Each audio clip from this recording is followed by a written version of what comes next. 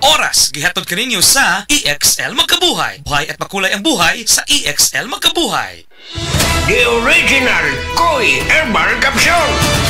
Ako di ay si Malu Tundag, taga Barangay Lorega. So ang tig-inuman yun aning koy kay ang akong mama o ang akong bana. Kay para magud nila mas lagsik sila sa pang-adlaw-adlaw nga pambuhaton. Especially akong mama senior na rin akong bana kay trabaho siya taga-adlaw. Mas nindot ilang pamati kung makainom sila koy. Then at the same time, ang ilahang dugo, maintain ra siya. Dili siya yung ma-high blood niya. Di pud siya maka-feel nga mura kay diabetic sila. Kung ano gid ang iyahang kanang pamati sa koy, mas lagsik yun siya. So di man sila maintenance pero supplement gid siya para sa maayong panglawas. Wala sila rin namugko ba? Sa may mga pamati na nila? The usual nga bugat ilang lawas sa tungod sa pag-adlaw-adlaw nga kuan din kanang sa katigwango na pud sa mga senior kanang mga bukog-bukog. Mas nindot gud kung makainom sila og koy na product. Daghang salamat sa the original Koy Herbal Capsule. The original Koy Herbal Capsule. Pabalik-balik na butas. Paulit-ulit ang tagas. Itigil na, sobra na. Itigil na ang diskarteng tapal-tapal. Ilastusin mo yan. Tagal, tibay, tag-init o tag-ulan. Tibay na tumatagal. Yan ang Pioneer Elastosil.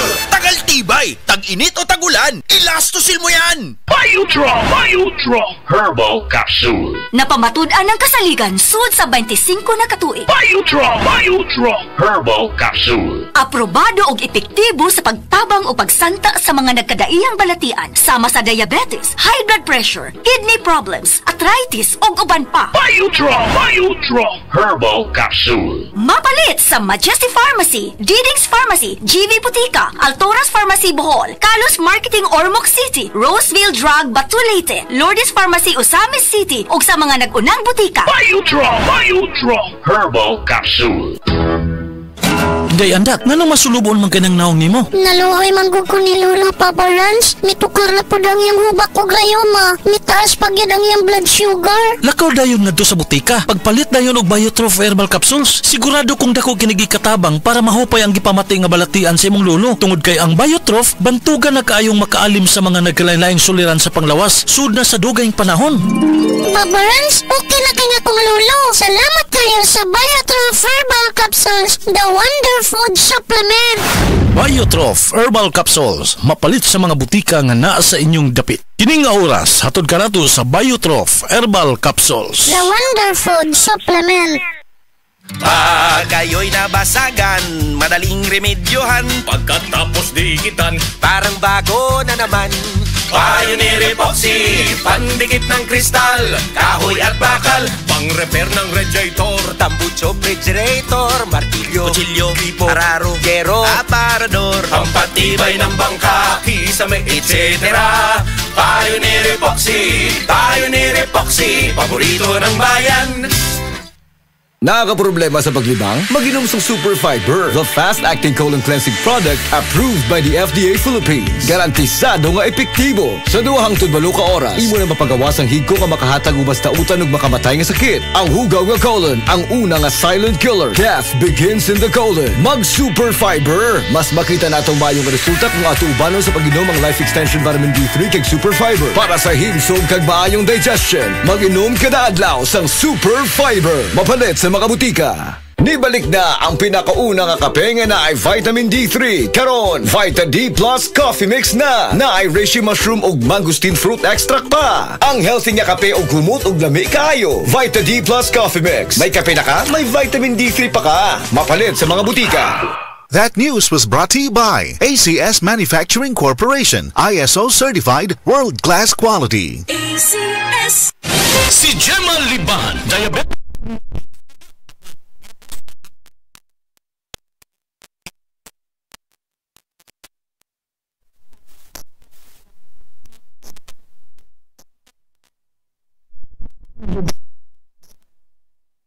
Pero ganit, 143 na lang siya. Jima Libahan, taga Jensan.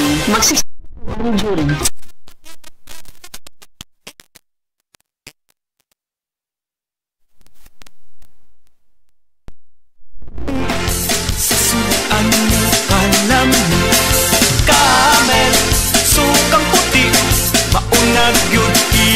mapili. Camel, sukang puti, sa sudan mo palami. Camel, sukang puti, anita na ang sekreto sa lami. Sa mga workaholic, epektibo ang atong Paragis Bila-Bila Herbal Coffee. Sama na lang ni Roland De La Cruz, nga taga Mati, Davao. Roland De La Cruz, sa Purok Isla, Barangay Central, Purok President. Anong ganahan man kay ka sa kape? Sa Bila-Bila Coffee, laskig ang imong lawas o mayo ang imong lihok. Basta laskig niya kondisyon, makalihok pag may sa trabaho. Kung di ka kainom, mura magluya na ka? Murag luya-luya, lahi ra gyud. Tungod kay nindot gyud ang Bila-Bila Coffee. Kini ginama sa GFMQ Marketing kay sa Paragis Bila-Bila. Dili na ka mag-agwanta pa. Ako si Radyoman Benzi Tanghian. Kining balita hatod kanato sa Paragis Bila-Bila Herbal Capsule na ilhan isip herbal nga kapsula nga makatabang og daghang benepisyo sa kalawasan. Mao kini ang all-in-one nga herbal. Makahatag og kaayuhan sa ato ang mga selula sa lawas, makatarong sa nindot nga flow og limpyuhan ang imuhang dugo nga modagkayday sa ato ang kasing-kasing. Ug karon sa atong balita. Namatikdan karon sa Department of Health kun DOH sa Central Visayas ang grabe nga pagsaka sa kaso sa hand, foot and mouth disease kun HFMD dinhi sa Central Visayas karong tuiga. Sumala pa sa Regional Epidemiology and Surveillance Unit kun DOH RISU 7 nga gikan sa bulan sa Enero hangtod sa Agosto 9 karong tuiga niabot ngadto sa 824 ka mga kaso ang natala sa probinsya Subo, nagikataho nga pinakataas nga kaso sa rehiyon ug duha niini ang namatay. Gisundan kini sa lawigan sa Bohol nga adunay 310 ka mga kaso, 272 sa Lapu-Lapu, 166 sa Dakbayan sa Subo ug 79 sa Mandawi. Ang maong sakit usa ka viral infection nga dali makatakod diin ang mataptan, makabaton og rashes diha sa kamot, sa tiil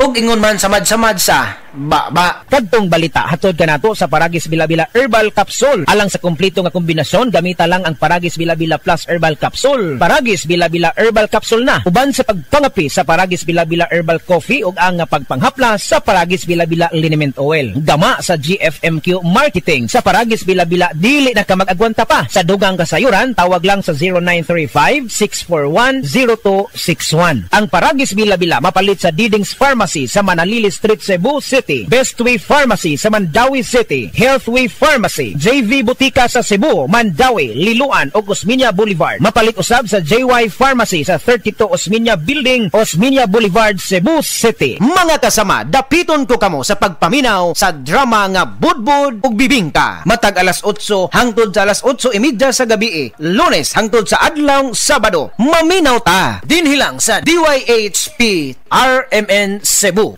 Mga higala, may adlaw ka natong tanan! Kini si Kuya Gulyat ninyong adunay na ilhan nga lamian kaayong tabliya, ang Don Pepe Tabliya. Sa kaumot ng kalami, walay modili, sa Don Pepe nga tabliya, kini mao'y paborito. Mag Don Pepe. Don Pepe Tabliya, sarap ni Bay! Kung makatilaw ka, magpangita ka! Ayaw si Piata pagpaminaw sa balitang yutahon sa Sieti, ang inyong mga kabukiran, inyong kaugmaon, ang among focus, kaugalingong yuta para sa bukas na masagana. Dinhilang sa balitang yutahon sa Sieti, matag Sabado alas 5 sa hapon hangtod sa alas 5:30 sa hapon, makita usab sa DYHP Alimin Cebu Facebook page. Para sa uban pang updates, i-like, follow ug share ang official DAR Facebook, Instagram ug YouTube accounts nga at Dargo PH Official sa Facebook DAR 7 Central Visayas o sa official DAR website www.dar.gov.ph.com. Hatod kaninyo sa Department of Agrarian Reform.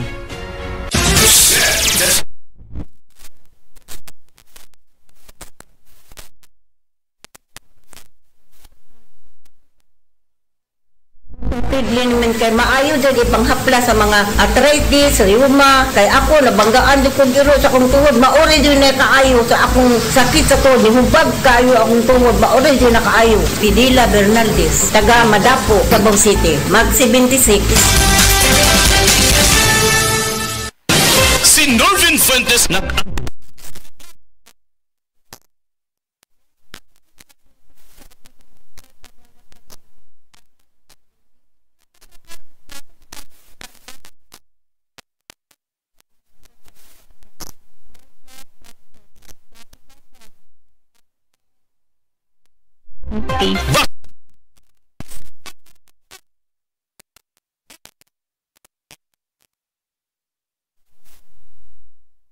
Pagbasa sa 9 na kabanata ng aklat ni Juan, pinagaling ni Jesus ang isang bulag, talata 1 hanggang 41.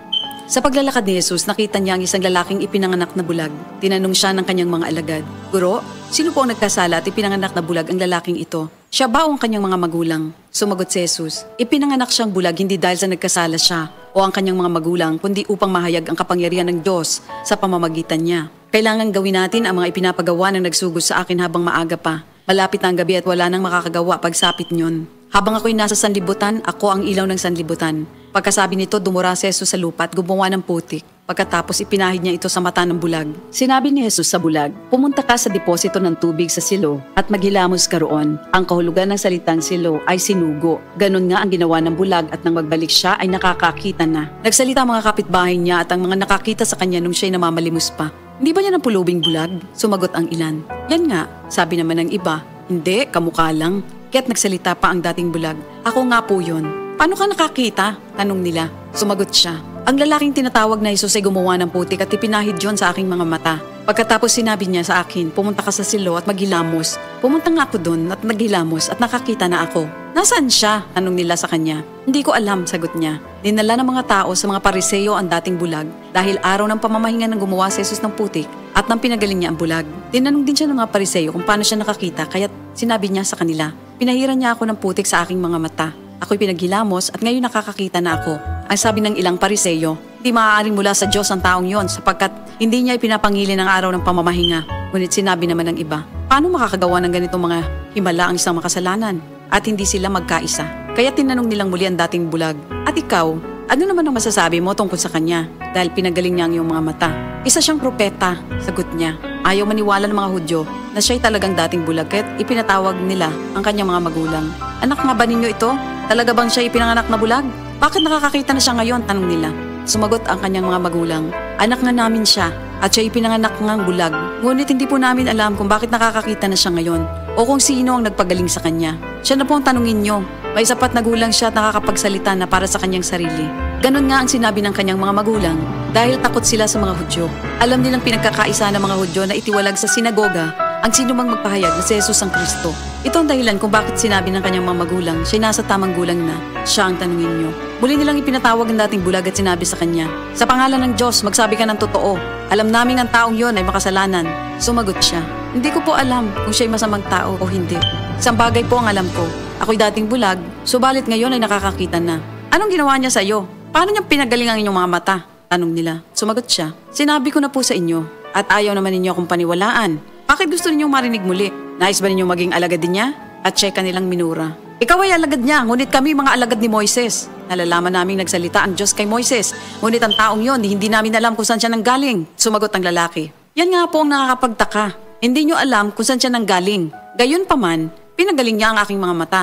Alam nating hindi pinapakinggan ng Diyos ang mga makasalanan, ngunit pinapakinggan niya ang mga tunay na sumasamba sa Kanya at sumusunod sa Kanyang kalooban. Doon pa man ay walang makapagpagaling ng mata ng taong ipinanganak na bulag. Wala pong magagawa ang taong yon kung siya hindi mula sa Diyos." Sumagot sila, "Ipinanganak ang makasalanan at ngayon nais mo pa kaming turuan?" At siya'y kanilang itiniwalag. Nabalitaan ni Jesus na ang lalaking pinagaling niya itiniwalag ng mga Pariseo. Kaya na matagpuan niya ito, ay kanyang tinanong, "Sumasampalataya ka ba sa anak ng tao?" Sumagot ang lalaki, "Sino po ba siya, Ginoo? Sabihin niyo po sa akin upang ako'y manalig sa kanya." "Siya'y nakita mo na. Siya ang kausap mo ngayon," wika ni Jesus. "Sumasampalataya po ako, Panginoon," ang sabi ng lalaki. At sinamba niya si Jesus. Sinabi pa ni Jesus, "Naparito ako sa mundong ito upang humatol at nang sa gayo'y makakita mga bulag at mabulag naman ang mga nakakakita." Narinig ito ng ilang Pariseyong naroon at sila'y kanilang tinanong, "Ibig mo bang sabihin mga bulag kami?" Sumagot si Jesus, "Kung kayo nga'y bulag, wala sana kayong kasalanan. Ngunit dahil sinasabi niyong nakakakita kayo, ang kasalanan ay nananatili sa inyo." Ito ang salita ng Diyos. Hi, I'm Dr. Michael Smith, a medical doctor and senior health scientist of Life Extension Foundation USA. I recommend Life Extension Vitamin D3 for everybody. This is the most practical and wise way to protect our health from diseases like cancer, heart disease, diabetes, and a lot of other health conditions. kalami magkape. Pero dapat good ang kape nimo healthy. Parehasan ning Vita D Plus Coffee Mix. Nibalik na ang imong paborito nga pinakauna nga kape nga na ay vitamin D3, reishi mushroom ug mangosteen fruit extract. Aromatic na ug lami pa. Pwede jud siya sa mga naay diabetes. Vita D Plus Coffee Mix. May kape na ka, na ay vitamin D3 pa ka.